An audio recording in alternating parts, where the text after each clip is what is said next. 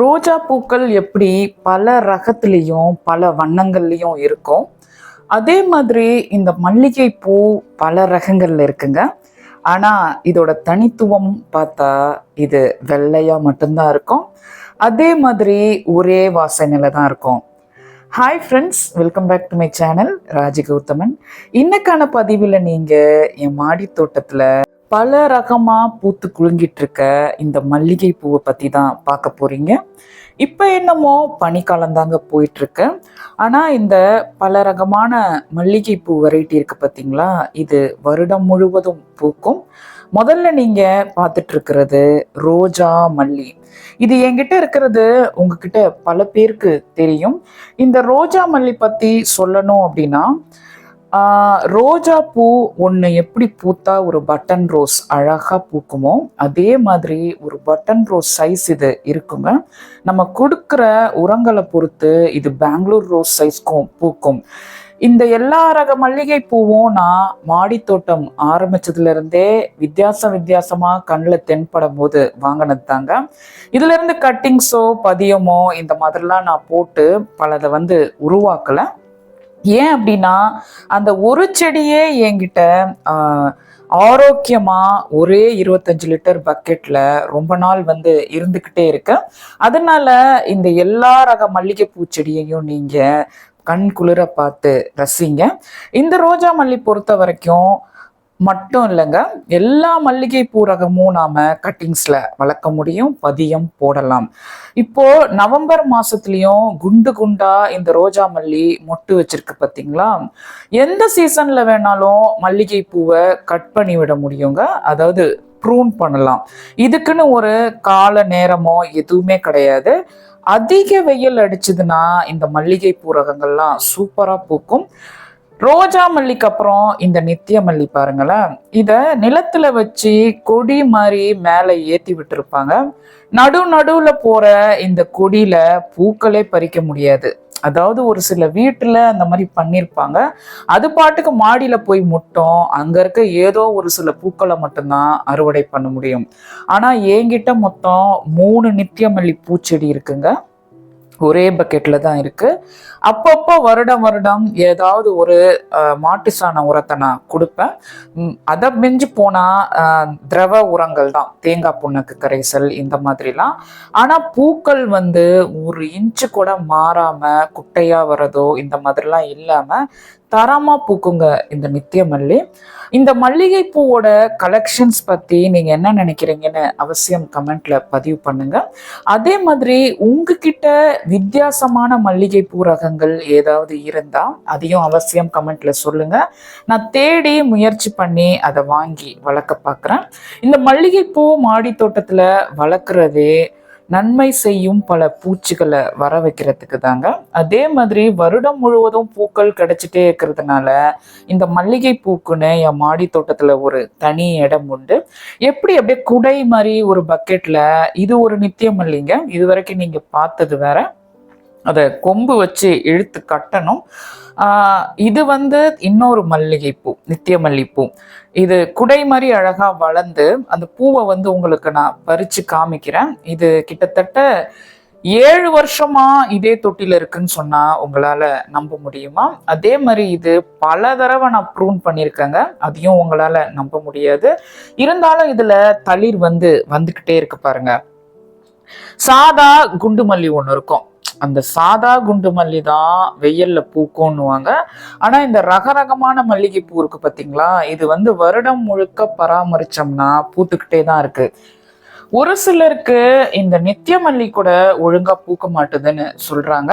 நான் ஒரு சில காலகட்டத்துல ஒரு முழம்லாம் அதுல அறுவடை பண்ணியிருக்கேங்க. பூஜைக்குன்னு போய் கடையில நின்று தட்டு நிறையா பூக்கள் வாங்குறது, மூலமா பூக்கள் வாங்குறது, இந்த மாதிரிலாம் நான் மாடி தோட்டம் ஆரம்பிச்சதுல இருந்து பண்றதே கிடையாது.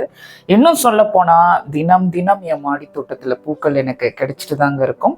இது இருவாச்சி மல்லி. இது பூத்து முடிஞ்சு இதுல புதிய தளிர்கள் வந்துட்டு இருக்கு பாத்தீங்களா.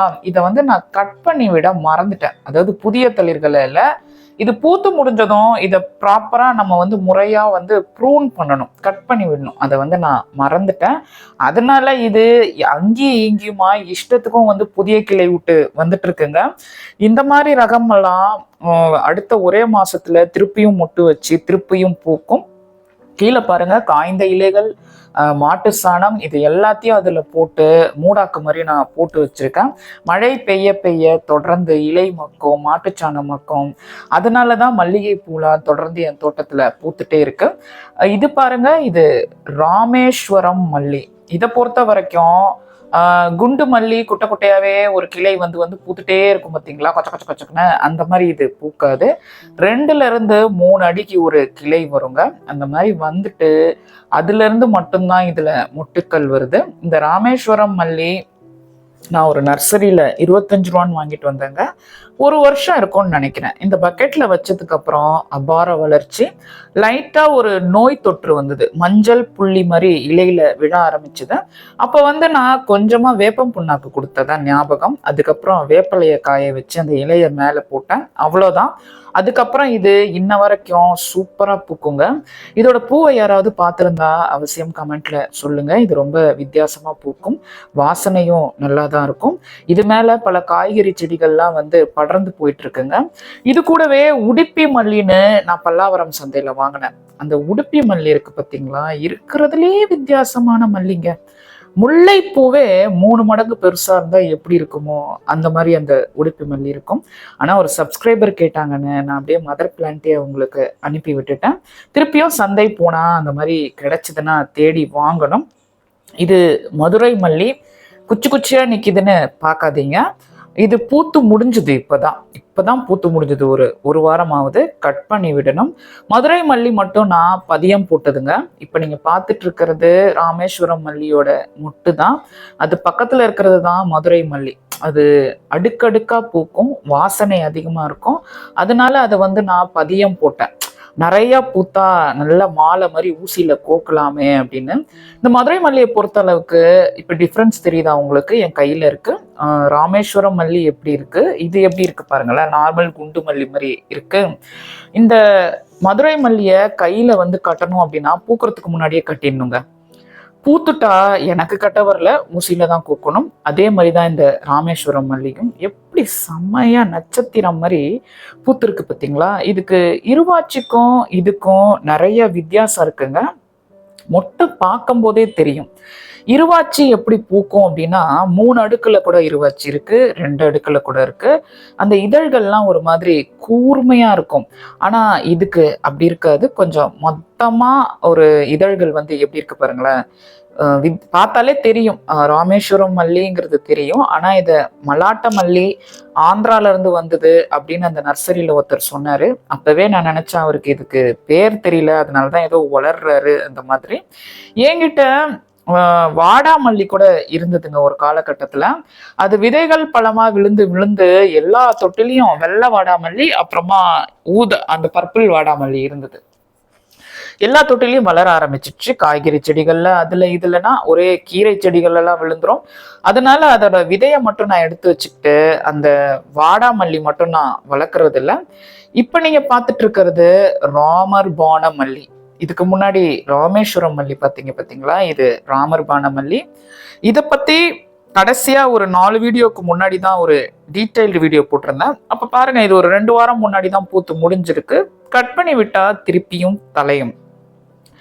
இந்த எந்த வகையான மல்லிகை பூச்செடியா இருந்தாலும் சரிங்க, இது ரொம்ப வளர்ந்துட்டதுனால பல செடிகள் வந்து ஒரே தொட்டிலேயே உருவாயிருக்கு. இப்ப இந்த ராமர் பானம் மல்லி ராமர் கையில இருக்க பானம் மாதிரி வளைஞ்சுதான் அந்த மொட்டு இருக்குங்க. சூப்பரா இருக்கும் பார்க்க. பூத்துட்டா அப்படியே ரொம்ப மெல்லிசா இருக்கும். அதையும் பூத்தப்புறம் கட்டுறது கஷ்டம், பூக்காலத்துக்கு முன்னாடி கட்டலாம். எந்த வகை மல்லிகை பூவா இருந்தாலும் தலையில சூடிக்கொள்ள முடியும். உங்களுக்கு தலையில வச்சுக்கிறதுக்கு எந்த மல்லி பிடிக்கும்னு கமெண்ட்ல சொல்லுங்க. இதுதான் மதர் பிளான்ட் மதுரை மல்லி. இதையும் கட் பண்ணி தான் விடணும். கட் பண்ணி விட்டா அதிகப்படியான மொட்டுக்கள் டிசம்பர்லயே கூட வருங்க. இதுல இருந்து தான் இன்னொரு செடி நான் உருவாக்கி வச்சிருக்கேன். நான் சொல்ல வந்தது என்னன்னா, இந்த மாதிரி அதிகமா வேர் விட்டு கீழே ஏகப்பட்ட மல்லிகை பூச்செடிகள் உருவாயிருக்கு. உங்களுக்கு சேல்ஸ்க்கு வேணும்னா என்கிட்ட கேளுங்க. அவசியம் நான் ஒரு நல்ல ஆரோக்கியமான செடியா அனுப்பி வைக்கிறேன். இதுல ரெட் கலர் டிசம்பர் எப்படியோ விழுந்துருச்சு. அது வந்து எவ்வளோ பெருசா வளர்ந்துருக்கு பாருங்களேன். இதை ஒரு சப்ஸ்கிரைபருக்கு நான் அனுப்ப போறேன். அதுக்காக தான் இதை வந்து நான் பிடுங்கினேன். ஏற்கனவே ஒரு செடி வாங்கினாங்க அங்க அவங்க. எல்லோ கலர் டிசம்பரும் இதுவும் வாங்கினாங்க. ஒன்று வந்து எலி சாப்பிட்டுருச்சான். இந்த எலி சாப்பிட்றத பற்றி ஏதாவது ஐடியா கொடுங்க, எலிக்கிட்ட இருந்து தப்பிக்கணும் அப்படின்னு சொன்னாங்க. அதை பற்றி கண்டிப்பாக தனியாக ஒரு வீடியோ பதிவுன்னுங்க. மக்கள் ரொம்ப பாவம். இதுக்கப்புறம் இதில் சாதா குண்டு மல்லிகை ஒன்று இருக்குது. அது நான் ஒரே ஒரு செடி தான் வச்சுருக்கேன். இத்தனை ரகமான மல்லிகை பூ இவ்வளோ ஸ்பெஷலாக தோட்டத்தில் வளர்ந்துட்டதுனால அந்த சாதா மல்லிகையை பார்க்கும்போது ஏதோ ஒரு ஆவலே இல்லாத இருக்க மாதிரி தான் இருக்கும். இப்போ கை வச்சு காமிக்கிறேன் பார்த்தீங்களா, அதுதான் அது. ஆனால் சாதா மல்லிகை படப்படன்னு வேர் விட்டு பதியம் போட்டோம்னா ஒன்னே வளருங்க. இதுலயே பல செடிகள் உருவாயிருக்கு பாருங்க. இதை எடுத்து தனித்தனியா வச்சாலே நல்லா வளரும். அப்படி ஒரு ஐடியா இருக்கு. இந்த மாடி தோட்டம் பொறுத்த வரைக்கும் நம்மளுக்கு என்ன ஒரு வசதி அப்படின்னா, நிலத்துல வச்சிட்டோம்னா அது கொடியா போய் வளர்ந்து எங்கேயோ போயிட்டு இருக்கும். அதை பராமரிக்கிறதுக்குள்ள போதும் ஆயிடும். அப்படி இல்லைன்னா ஆட்களை போட்டு கட் பண்ணி அதை முறையா வந்து நம்ம சரி பண்ணி வளர்க்குற மாதிரி ஆயிடும். மாடி தோட்டத்தில் ஒரு தொட்டியில் இருக்கும்போது ஒரு அழகாக வச்சு பராமரித்து தேவையான பூக்களை வந்து நம்ம அறுவடை பண்ணுறோம். அது ரொம்ப சந்தோஷம். இப்போ நான் மாற்றி வச்ச ஜாதி மல்லியை தான் நீங்கள் பார்க்க போகிறீங்க. மாற்றி வச்சு ஒரு 1.5 மாதம் இருக்கும்னு நினைக்கிறேன். பூக்களே வந்துடுச்சு. அதில் பூ வந்துடுச்சு. நான் மாற்றி வச்ச விலாகை நிறைய பேர் பார்த்துருப்பீங்க. இந்த மாதிரி வேற கட் பண்ணி ப்ரூன் பண்ணி மல்லிகை பூ ரகங்களை வைக்கிறதெல்லாம் வந்து பார்த்து செய்யணுங்க. ஒரேடியாக எதையாவது வெயில்ல வச்சுட்டு தண்ணி கிண்ணி ஊத்தாம விட்டுட்டோம்னா அந்த செடி இறந்துரும். அதனால பார்த்து தான் பண்ணணும். என் ஜாதி மல்லி தலைஞ்சிருச்சு பாருங்க. ஸோ இன்னைக்கான பதிவில் வந்து நீங்க நல்ல மழை பெய்யுது, நல்ல பனி பெய்யுது, இருந்தாலும் பல ரகமா இருக்க இந்த மல்லிகை பூ என் தோட்டத்துல எப்படி சூப்பரா ஜரூரா பூத்து குலுங்குது பார்த்தீங்களா. ஒரு செடி இல்லைன்னா இன்னொன்று. இந்த ஜாதி மல்லியை பத்தி ரொம்ப சொல்லணுங்க. ஒரு நாளைக்கு 10-20 பூ வந்துடும். ஆனாலும் ஏன் மாற்றி வச்சேன் அப்படின்னு நினைக்கிறீங்களா? இது வந்து வேர் நிறைய விட்டுடுச்சு. தண்ணி ஊற்றினோம்னா வெளியவே வந்துட்டு இருக்கு, செடிக்கு போக மாட்டேங்குது. அதனால இலைக்கருகள் ஏற்பட்டுது. அதனால தான் நான் இதை மாற்றி வச்சேன். இந்த பதிவு எப்படி இருந்ததுன்னு கமெண்ட்ல சொல்லுங்க. மேலும் இந்த மாதிரி பல வித்தியாசமான மாடி தோட்ட வீடியோஸ் பார்க்க என்னோட சேனலை சப்ஸ்கிரைப் பண்ணிடுங்க. பெல் ஐக்கான் ஆல்ல போடுங்க.